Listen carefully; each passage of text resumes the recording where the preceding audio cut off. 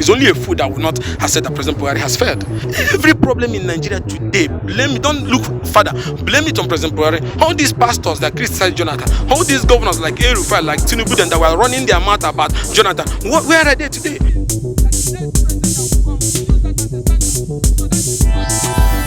You see, I don't think that these issues of zoning should be the priority of both northern governors and political parties at this political moment. Most of the political parties, both PDP, APC and other parties, are still going internal crisis that they are solving. That is one.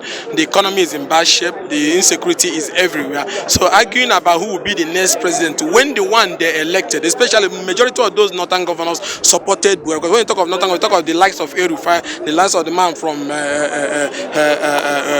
Gombe, you talk of the man from all those other states in the north, Kano and so on and so forth. These are men who supported and campaigned for President Muhammad Buhari. So it is shameful seeing northern governors focusing on who will be the next president when the one they gave to us has destroyed everything that holds this country together. They should be ashamed of themselves. They should bow their heads in shame and find a way to get solution. For instance, look at somebody like El-Rufai. You saw the way he was running his mouth against Jonathan. What is happening now? Where lies those his values that he used to talk about good governance? Is Buhari now the new standard of governance for those northern governors? For them to be talking about who will be the next president? They should bow their heads in shame and apologize for this one they brought that have destroyed the country, urinated on the economy, carried divisive policy. Every part of the country there is so much, distrust and crisis. So I think is that gathering about who should be the next president by them, to me, is baseless. They should be focusing on how to deliver on the one. Are they saying that we're going to just 8 years will just be wasted with these reckless policies of their party and the government? Because most of the northern governors are from APC. So they should be ashamed of themselves that they brought a party and a government that have destroyed Nigeria, and on top of that they have the audacity to talk about who will be the next one to chop, like Buhari. No, that's wrong. So they don't have the right to talk about that. The other people can talk about these men. They are the people who connived with Buhari and landed us to where we are today, and they don't have any moral right to start talking about who should be the next person to continue this reign of rascality and impunity.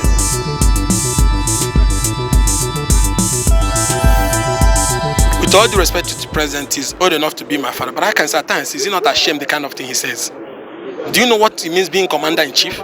Do you know the oath of office you take and the provisions of section 14 of the constitution that the primary responsibility of government is to protect lives and property? Why are you talking like a woman in Wuse Market selling tomatoes? That's a stupid conversation.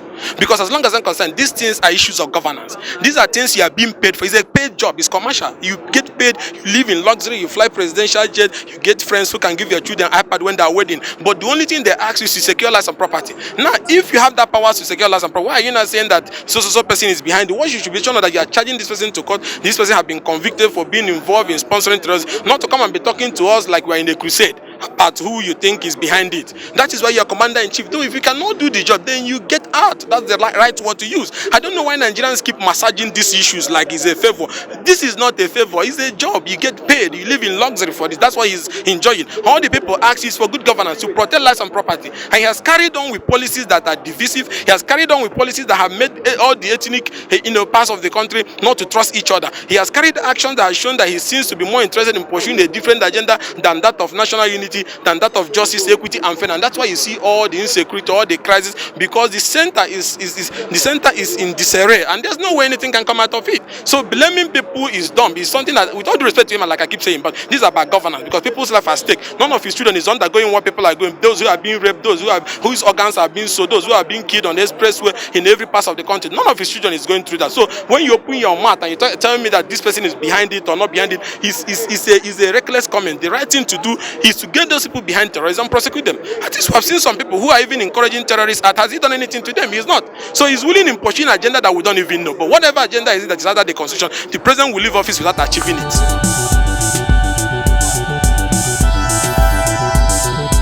You see, on this transmission of result, let us say it very clear that the APC government led by President Muhammad Buhari does not want credible election. These men are political cowards. Why do I say that? In 2019, when there was an amendment that would have offered the Nigerians an opportunity of using, advanced technologies in election, the president refused to sign it, citing ECOWAS treaty and so on and so forth, all different theories. But one thing that is funny about this is a man who, since 2003, have been talking about credible election, right? Talking about free and fair election, and benefited partly from the introduction of technology by Jega under Jonathan administration. Now that he is president, I had expected that the first thing President Muhammad Buhari would have done was to deepen the electoral process. But to show you that he's a political, he doesn't believe in free and fair contest. He refused to sign. Now that he has finished using that flawed law to get himself into office, I had expected him now that he's leaving office, that the legacy he should have given to Nigerian people is that of credible election, and then call his party men to order. Why are you trying to manipulate and doctor the electoral act to stop the issue of electronic transmission of what is big about electronic transmission of results? Even the Electoral Commission, which has the constitutional power for that, INEC has said they are ready to transmit, right? And INEC is an independent body. So why would these guys at the National Assembly, who we call, as long as we are concerned, are political hallelujah boys, because they have not done any single thing that have kept Mr. President in check. They're always going to the villa, competing with people who are there on how to serve drink, and because they have refused to do their job. Why are they trying to remove electronic transmission of results, or give or provide for it under a conditional terms of going under NCC? NCC, National Communication Commission, is an agency of the executive federal government. The man that is supervising it is the Minister of ICT, Pantami, who has a questionable past. Is this the person that will give INEC the go-ahead? That's rubbish. That's not constitutional government. That's not democracy.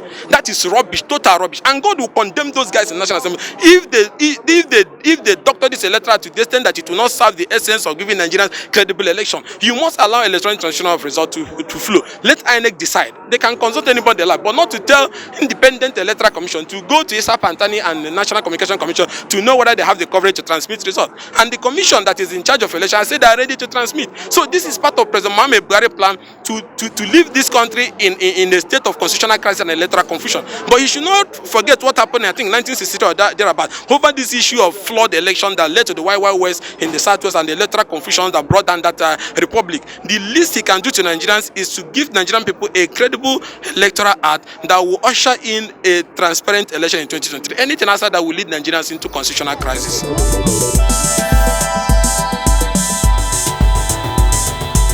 No, I'm not really been out of the country, but I have been undergoing treatment because of my voice infection after my police detention. But I can tell you that the state is pathetic.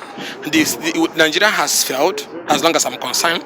The economy is in bad shape because the president does not have any idea on how to drive it forward. He has hired people who does not even have the capacity. Look at the Minister of Finance. What is she doing? She only comes out to tell you when they want to share money at Federal Allocation Commission or whatever they call it. Look at the state of the judiciary. Look at the state of the issue of fight against corruption. When you look at a president that talks so much about integrity, every day receiving people who has one criminal case or the other, even to the extent of the government discontinuing criminal trial, I think President Man, with all due respect to you, judging from what you preached about that you're a man who does not like corruption, who doesn't associate with people who has dubious character, and then seeing you receiving in the state house people who have strong cases of corruption, people who are in court facing different charges of corruption and abuse of office, receiving them because they are joining your political party is very shameful. So as long as I'm concerned, the president has brought this country to the stone age. He has reduced everything that used to hold us together have been destroyed. We are more divided than Nigerians have been even before the Civil War. We have issues of ethnic distrust. We have issues of religious crisis. We have issues of farmers, whatever you call it,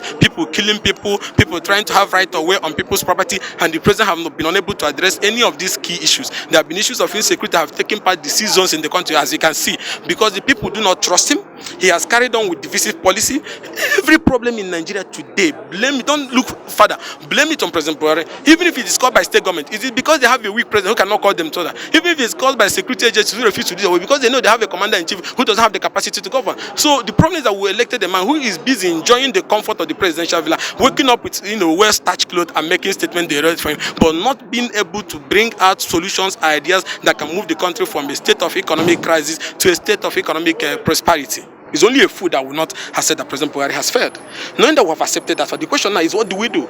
Should we continue to wait for the 19 months so that he will finish ravaging the country and then go? No. Is that the new standard of governance? No. So that's what one is saying, that as concerned Nigerians, who have filed an action at the Federal High Court to compel the parliament. On a normal day, we're not supposed to have compelled the parliament to do their job. To compel the parliament to start investigating the president for gross misconduct and commence his impeachment. Why do we want the impeachment? So that other leaders that will come after him will know that this is not the standard of governance. Because the question I'm asking Nigerians, if we allow him to keep doing this thing for a full 8 years, what moral right do we have to criticize the next president? All these pastors that criticize Jonathan, all these governors like El-Rufai, like Tinubu, that were running their mouth about Jonathan, where are they today? Look at today, as I speak to you now, corruption is the order of the day. All members of the president party, all the governors, 80% of them are involved in one corrupt act or the other. So if we do not stand up to say no to what the president have done, if we do not stand up to support that the president should be disgraced out of office, why did the framers of our constitution put those things in the constitution. They know that a time will come when you can elect a leader who is incompetent and reckless, like President Muhammad Buhari. And that's why there's a provision for an impeachment. And that's why there's the People's Parliament. That is, now that the Nigerian people are disappointed in him, the next person that is supposed to have acted is the parliamentarian that is representing the people by ensuring that the president is removed from office. Why do you disgrace an incompetent leader for? You disgrace so that other people that will come will know that true power rests with the people. So once you get into office, you must run and provide things that are, that will help the people to live a better life. When you don't do that, the people through their lawmakers can impeach them. But now you have a parliament that is basically like a political hallelujah house led by indicted Speaker Benjamin Mela and Ahmed Lawan. So let those people who believe that they are progressive in the parliament impeach. Let even there be an attempt to impeach Lawan and Speaker. Let it be that it failed. But keeping quiet is an insult. It's pathetic. It's bad.